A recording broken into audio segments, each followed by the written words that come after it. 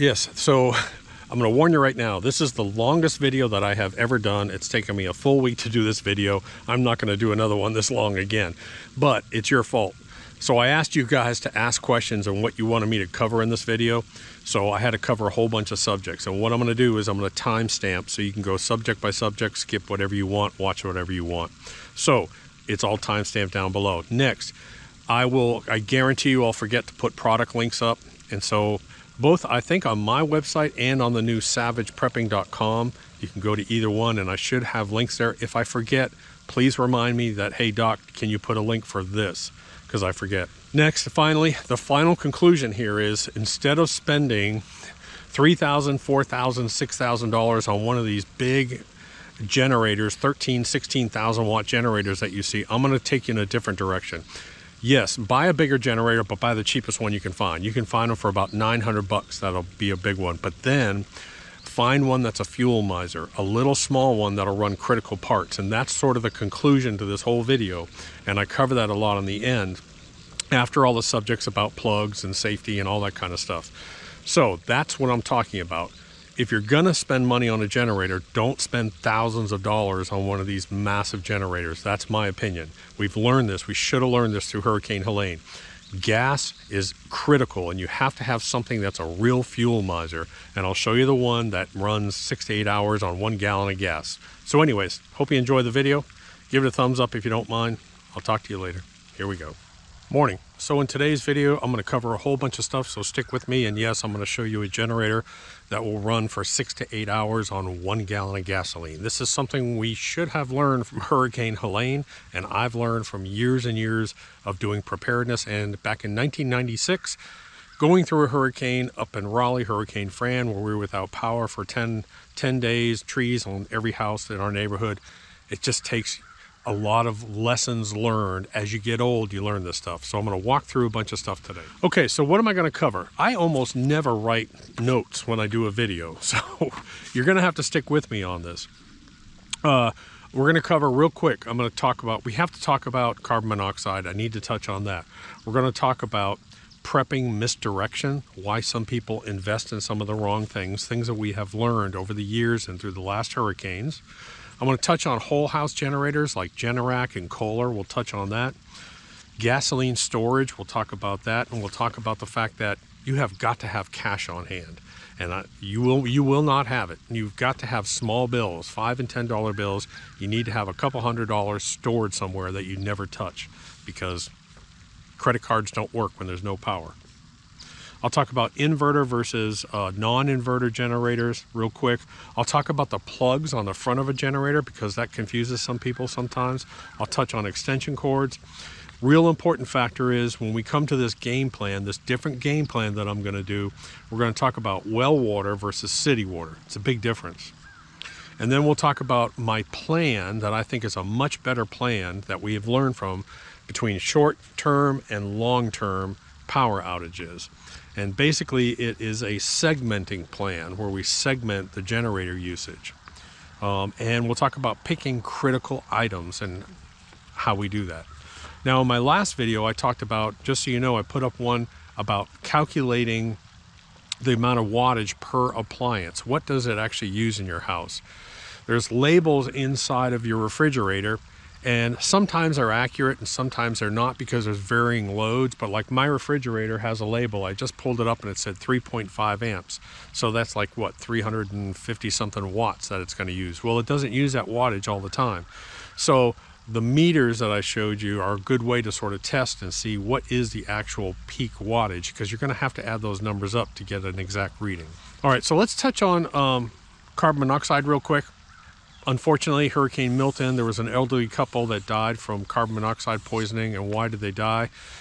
It's because they didn't understand the danger and how to run a generator. You never run a generator in an enclosed area, period. So if you have a storage shed, you don't put it inside there.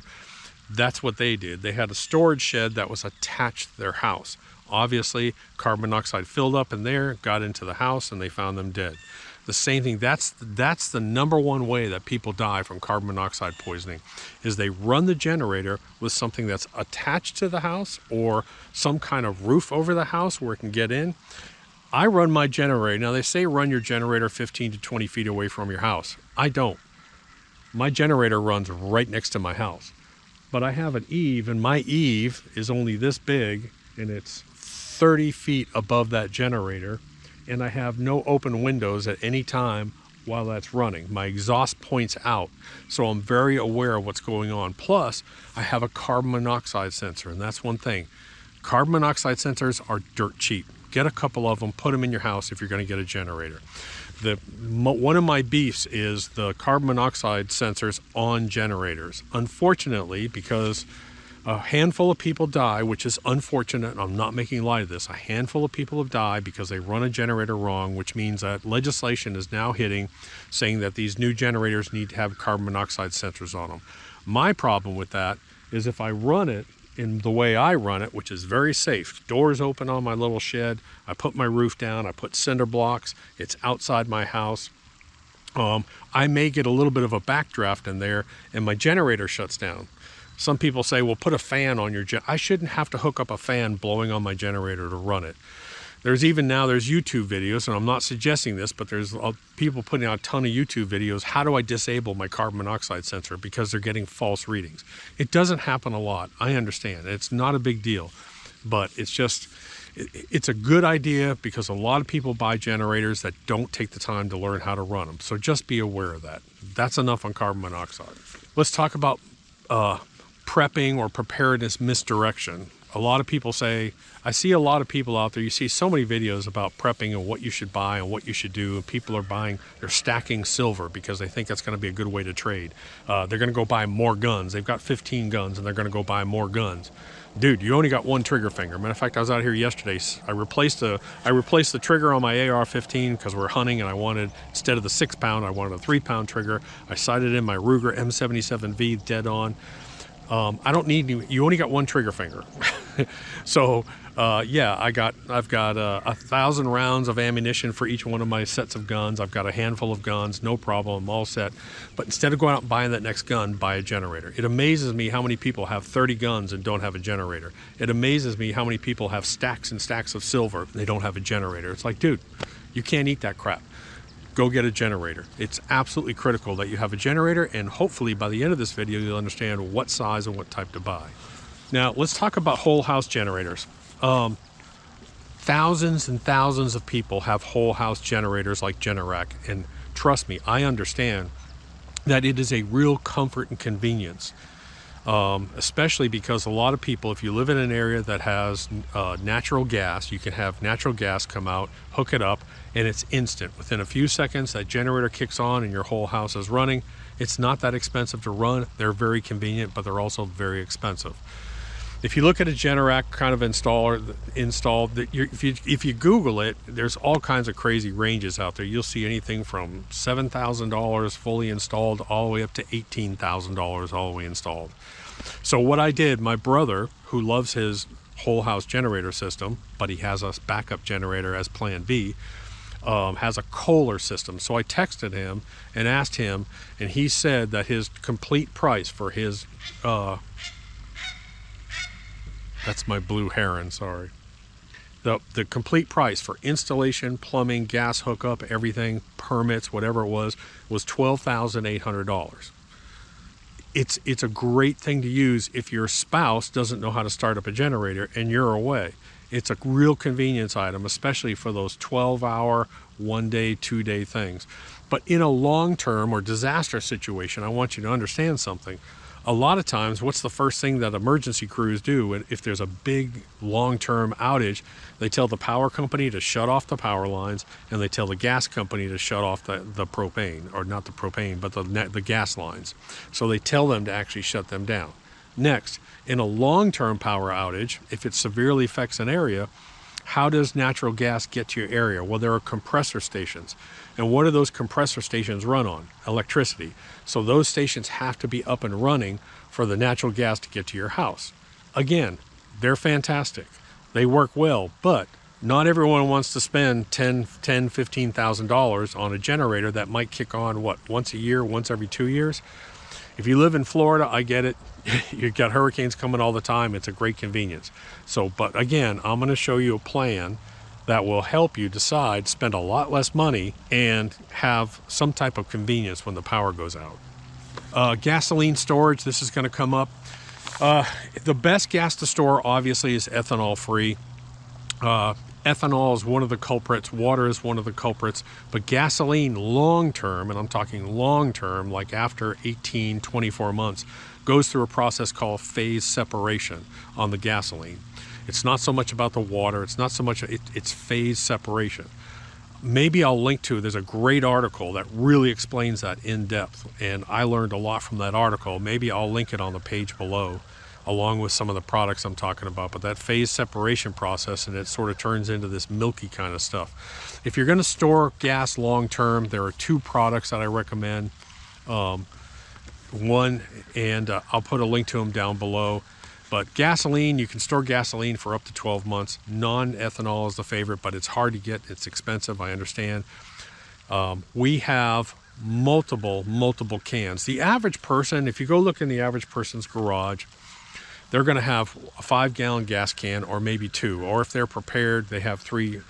We have, I think we have 14 or 15 5-gallon gas cans, and I'm getting ready to buy a 58-gallon truck-mounted gasoline system, because what we're having to do is we're having to, once a month or so, put all these cans in the back of John's truck. John runs up and has to spend an hour sitting up there filling these cans.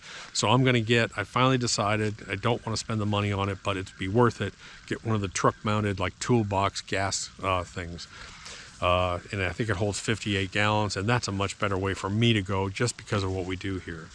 But gasoline can be stored fine for 12 months. You add one of the two additives, you can easily push it to 18, 24 months. Obviously, it's a good idea to rotate that gas, use up that older gas after 12 months, and then refill the cans. Extension cords. Just remember, we ran power from our house over to our cabin. We have a whole nother panel over there, and then we have a big battery backup system over there, and I'll talk about backup battery systems in my next video. And then it runs back. We had to bury a 2224 cable. It's massive. The more ampage and wattage that you're pushing through those lines, and the longer the distance, the bigger the cable needs to be. I mean, just look up at some of the power lines that you're looking at. It needs to be a bigger cable. So you don't need, if you're just have your generator sitting outside your house and you're just running a cord inside your house, you don't have to go to like a 10 gauge real heavy extension cord.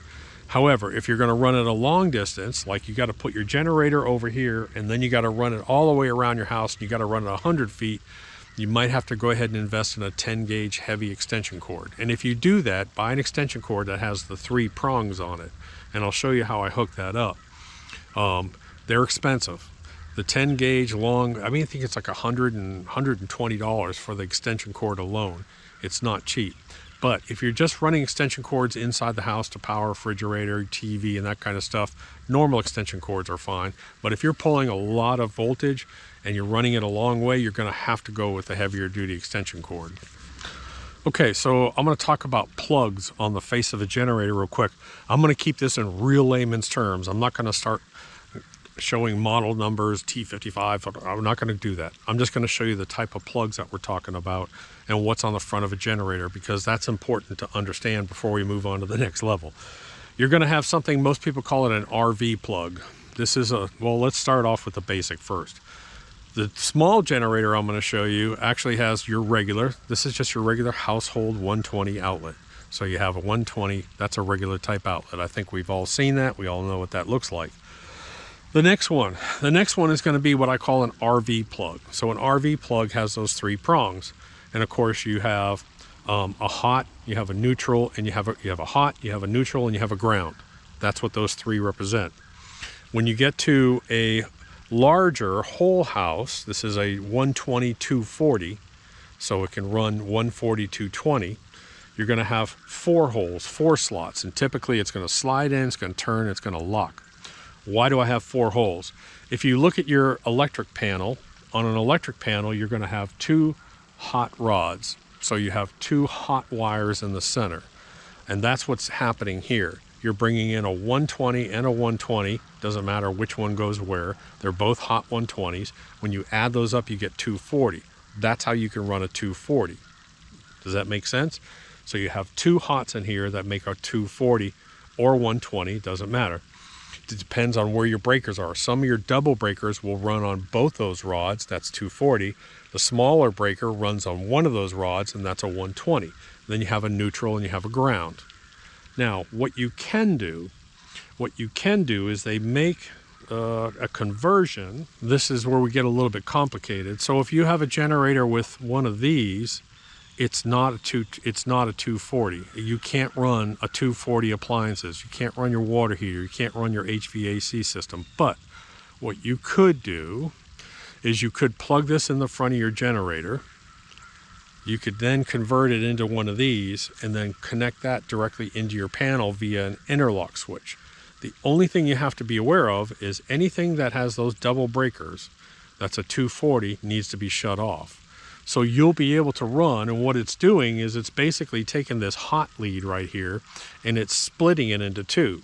So it's sharing that one hot and making two of these now hot off that one. Now what that does is it sort of tricks your panel into thinking, oh, I've got two 120s.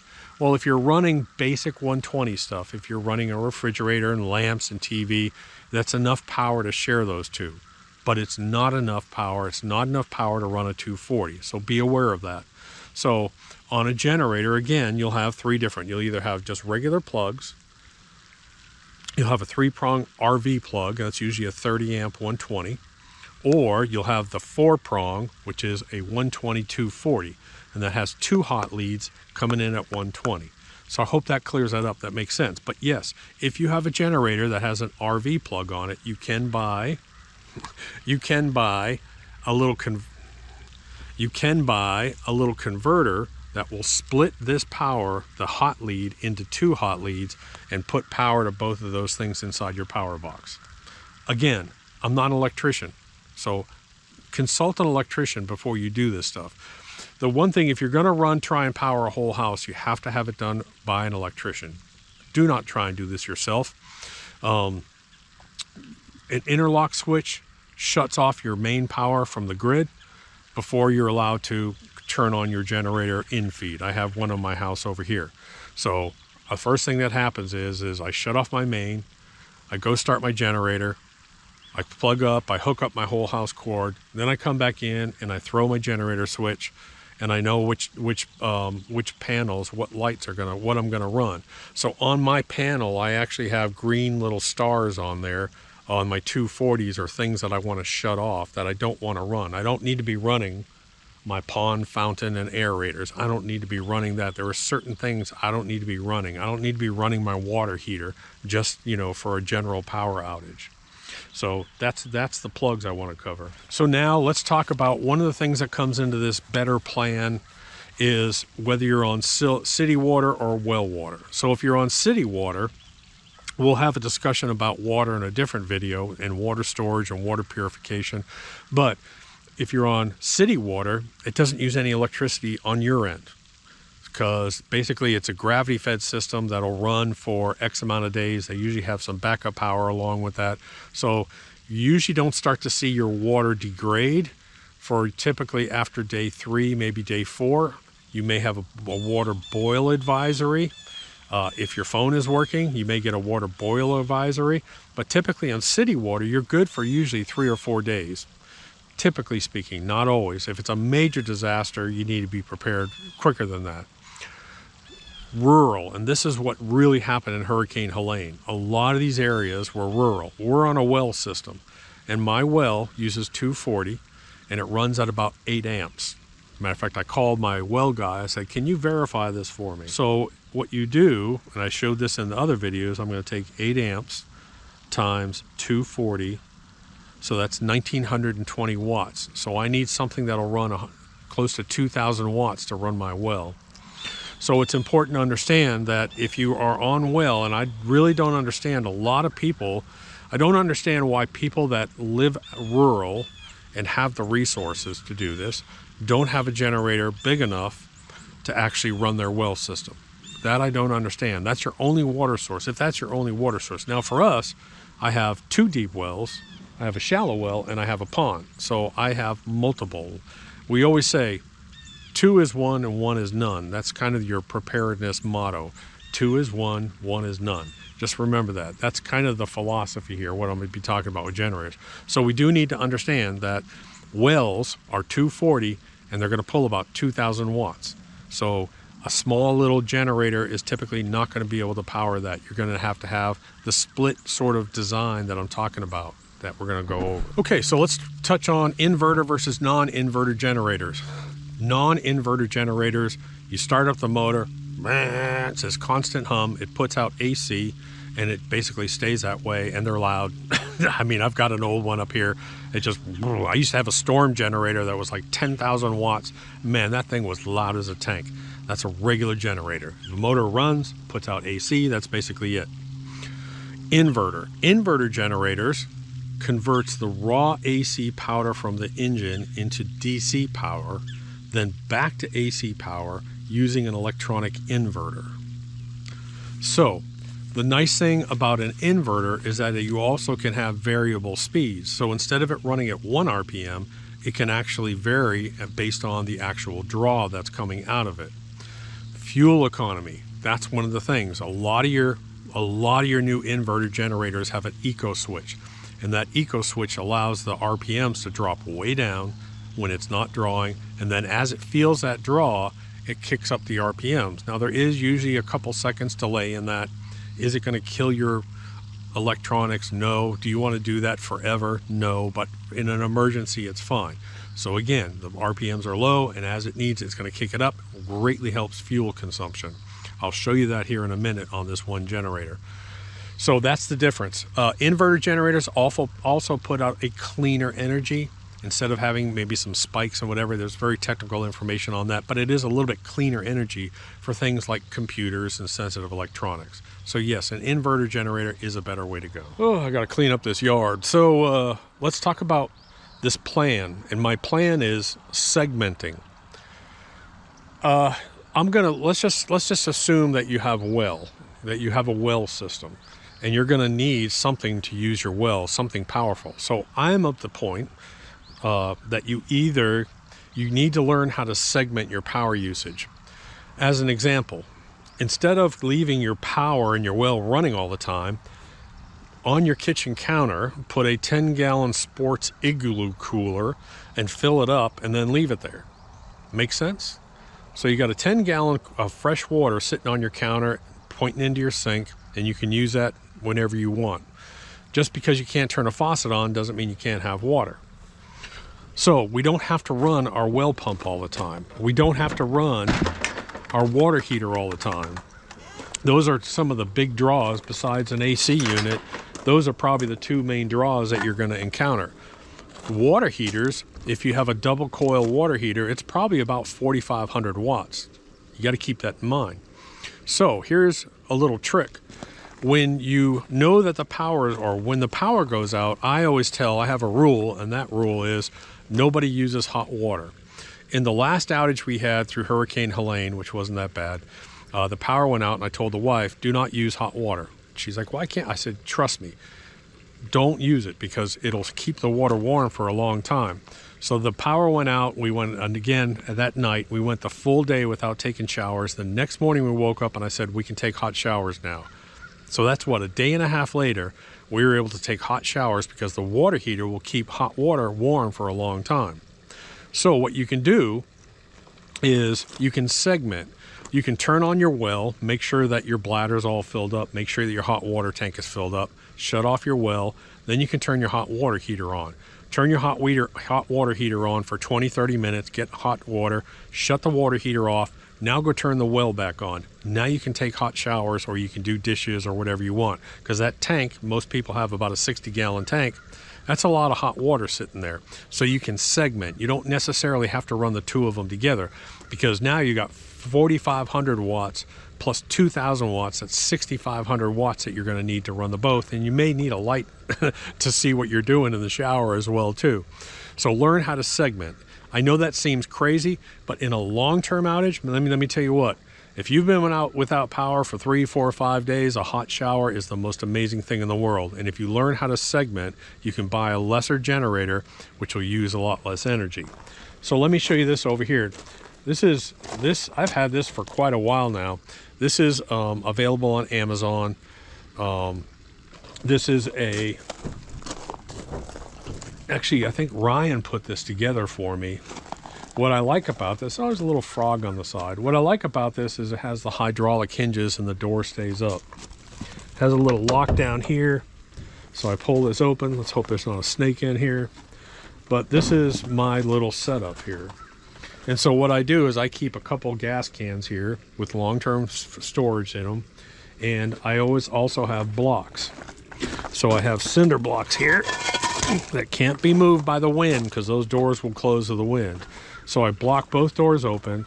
I start my generator, the exhaust, I point the exhaust outward. And then what I do is I close this down, and now my generator is shielded from the rain. This is a great way to run it. Fantastic way to run it. Again, I don't have any open windows. I don't have any way for carbon monoxide to get in the house. Even the eaves up here, that's a solid eave up there. It doesn't even have vent holes in it. So I'm completely safe out here. Even though my generator is not 12, 15, 20 feet away from my house, I know this is safe. And I have carbon monoxide sensors in the house. Now, there's a whole house connection plug there. That is, this is the male end of it, and the male end is never hot. The male end plugs into the female, which is always hot. So you put it in and you turn it on the generator. That goes inside my house into my main panel in here with an interlock switch. So I have to shut off the main before I can turn on the generator. Now, I have a little bit more complicated system, and I'll be showing this in another video. So once I get everything ready, what I can do now is I can go like this, I can go down, and I have my gas generator. Or I can go up and I can use, way over there in the cabin, I have a massive backup battery system that I can use backup battery system. And we have solar panels and storage that eventually we're going to do a ground mount system out here to have solar. Now some people say, Doc, why don't you just go completely off grid? We would have to go completely off grid because the way that the power company works out here, they're a pain in the butt as far as regulations. They limit you to 10 kilowatts. They do all this different stuff. Yes, I could have a sub panel. It's just not worth it for me because out here we have cheap power. You're gonna freak out when you hear my power bill. Last month, because it was nice and cool, we weren't running the AC unit, I have 2 meters. I have a meter up at the barn and I have a meter at the house. My entire power bill for the entire month for this place, I want to say, was probably about $170 for the entire thing. And that's with my aerators and power fountain running all the time, spotlights on all night long, lights up on the barn. So our power here is cheap. It does return on investment for me. When I looked at it, I was like, because I have real cheap power, it didn't make sense for me to actually go off grid or do solar. I mean, it's not worth the expense for me. So that's why we did the emergency backup with the EcoFlow, which I'll be showing you. And in a second here, I'll also show you a smaller one. So that's a good little setup. If you don't have something like that, you know, you can get a piece of plywood. They make generator tents. The problem with the generator tents is my concern is that you're going to get false CO alerts. What you can do, and I've done this before, is just get a piece of plywood and just slant a piece of plywood over your generator, put a cement block on it, try and keep rain off of it. But the one thing you don't want to do is you don't want to put that generator like on a sun porch that is connected directly to your house. That's where a lot of people make that mistake. And then they leave the patio door open, the carbon monoxide goes inside, so you just got to be careful. So that generator, I think, is about rated up to about 7,500 watts. And so that actually allows me to run a well pump. It allows me to do the segmenting plan. I can run my water heater, whatever, sparingly, but I can also, if I want, I can leave my well on, plus run some other stuff inside, refrigerator and that kind of stuff, and not worry about it. That's segmenting. So understand, that's why it's important to understand what amps are being drawn by what's in your house and how you can size your generator. Now, I will say this, the majority of people don't need a big generator. The majority of people just want to run a few things, and this is what I wanted. This is my critical plan part.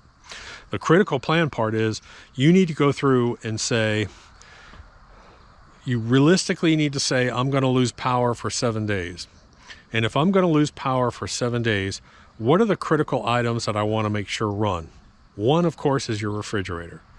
Two might be some LED light bulbs. Do not use incandescent. Go switch over to LED light bulbs, because an incandescent 60 watt uses 60 watts.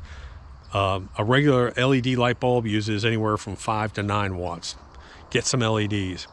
LED light bulbs. So you got your refrigerator, a few light bulbs, TV, Wi-Fi, internet, charging stuff, whatever. With all that running, you're probably still only at about maybe 800 watts, 900 watts. So you don't have to have a big generator, and you can really look for ones that are have a high level of fuel economy. Now, let's say you have a well system. So let's say you have a well. I believe what you should do, I'm getting inundated right now with ads on Facebook and everything else about these big, massive generators. As a matter of fact, let me pull one up. I actually screenshotted it. Where is it? So I screenshotted it, and this is a 16,000 watt tri-fuel portable inverter generator. It's $6,000.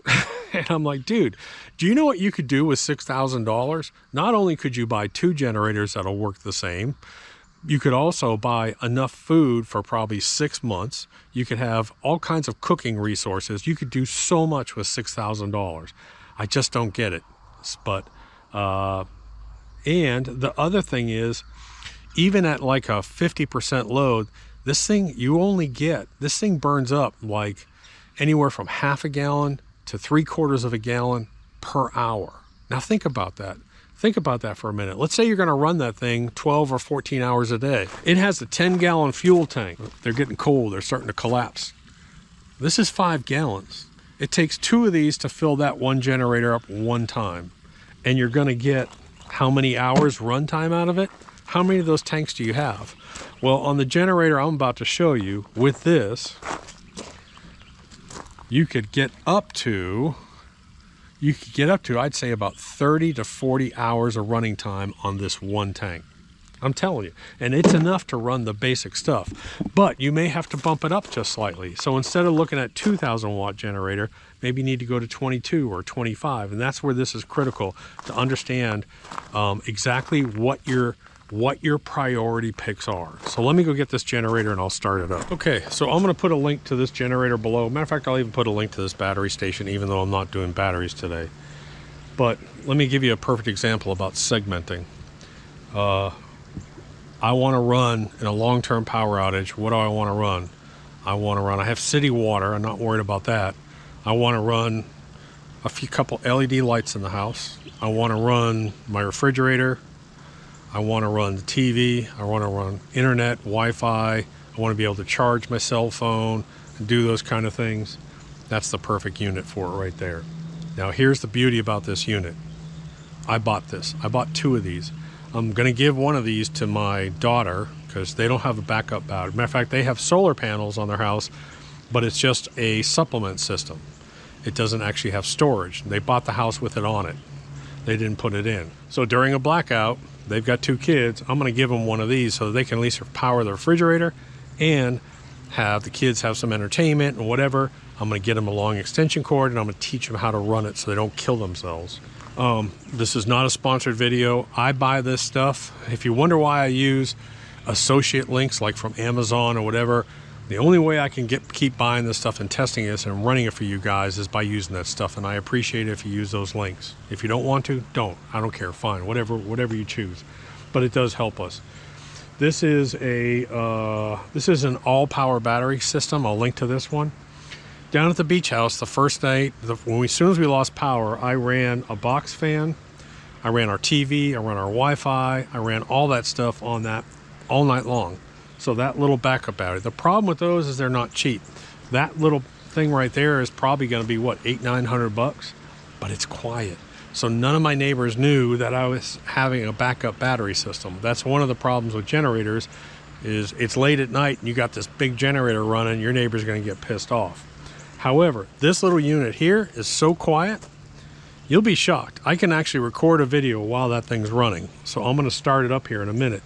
But also what I'm going to do, in my last video, I also talked about this little splitter device that lets you check how many amps.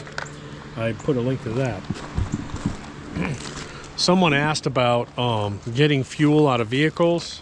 I think on the Savage Prepping website, I think under generators, I linked to this, which is actually a siphon kit that you can actually siphon gas, because the hose is small enough. You can actually siphon gas out of your vehicle. I've got 24, 25 gallons sitting right there. And I also talked about in our cooking series, I talked about the little gas stoves that run on gasoline, not propane, not anything else, but that little gas stove, you can cook for 3 months with what's sitting right there. So anyways, watch that series too. All right, so this unit right here, super quiet. It's an inverter, has an eco switch, which allows the RPMs to go down.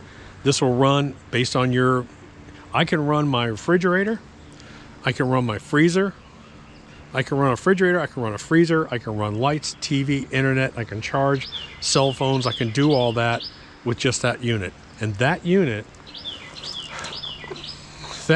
will run probably 6 hours on 1 gallon of gas doing that. You heard me right. It has a 1 gallon tank, and that thing will probably run 6 hours on 1 gallon. My old generator from years ago, that was like a Storm Master 10,000, I mean, it had like a 8 to 10 gallon tank, and it would only run 12 hours on that one 8 gallon tank. So fuel, people, fuel is critical. Gas stations have to have power to pump gas. They have to have power to take your credit card. Everyone's lined up at the gas station. It ain't gonna go, it ain't gonna work. So if you only have a couple of those red gas cans sitting around, get you one of these. It's a lifesaver. Again, segmenting. That bird, I have a generator that I can run that will put off a lot of power, but I only need to run that for an hour a day to run certain things. The rest of the time, I'm gonna be running this. I'll just run an extension cord in the house. I don't need to be running that big generator all the time. It's not a problem if your power outage is 12 hours or 24 hours. Where it becomes a problem that we see is when it starts to get into day number 3 and beyond. Day 5, day 6, day 10. When you start to hit that level, trust me, you're gonna be thrilled that you have one of these things that can just put off just enough power for the priority. So let me start this thing up. Enough talking. So this thing on the front, just so you know, it has two 120s, has a cigarette lighter, USB chargers, has warning lights, and then what it has is you turn the gas on to start it, pull your choke, but when you shut it down for storage, you go right there and that will drain your fuel. So it'll drain the fuel out of the system, which is what you're supposed to do. Once it's drained out, then you turn it off. So you can also daisy chain 2 of these together. They sell a piece where if you want to daisy chain 2 of them together. So I'm going to pull the choke out and we'll give it a start, but this is that little accessory that I want to use to try and test my refrigerator. So.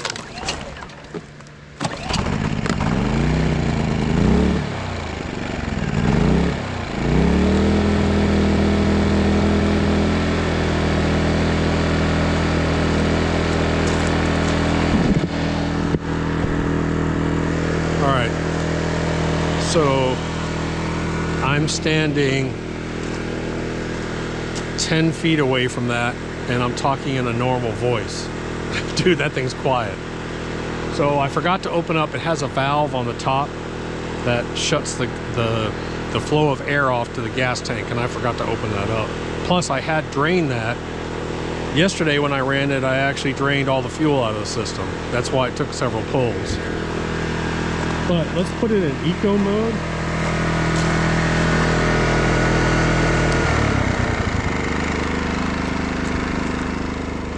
Now, 10 feet away from it, I'm talking in a normal voice. Dude, if you run generators all in your life, you'll be like, there's no way that thing's that quiet. Dude, that thing is so quiet, it's crazy. My eco lawnmower is louder than that. It is. My electric lawnmower. All right, so I'm gonna leave it in eco mode. And what I wanna do is, I want you to hear when I plug in the backup battery system, it's gonna draw more. power, so it's the RPMs are going to go up, and I want you to hear that. So now I'm going to plug this in and we're going to charge that.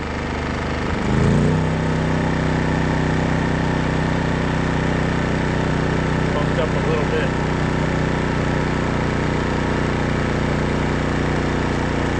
So you can see the benefit of having an inverter generator with an eco mode switch on it. You get that varying RPM, and man, let me tell you what, tremendous fuel savings. I would say that's running about a 30% load right now. That at 30%, that's going to give me a good 6 hours at least runtime. So I'm going to plug my refrigerator in, but I've learned to test my refrigerator, I got to leave the doors open. I got to shut it off and leave the doors open for a long time to get that refrigerator to kick on. Now this is a smaller refrigerator and it's not very economical. It's not a nice one. It's just one of those, you know, cheap sort of garage refrigerators. It has a freezer and refrigerator. So I'm gonna see if I can get it to kick this on. All right, let's see if the refrigerator will kick on. Oh, it just shifted up. Let me go see if I can turn the temperature. Here we go. Now my refrigerator kicked on. Now it's coming up to full RPMs.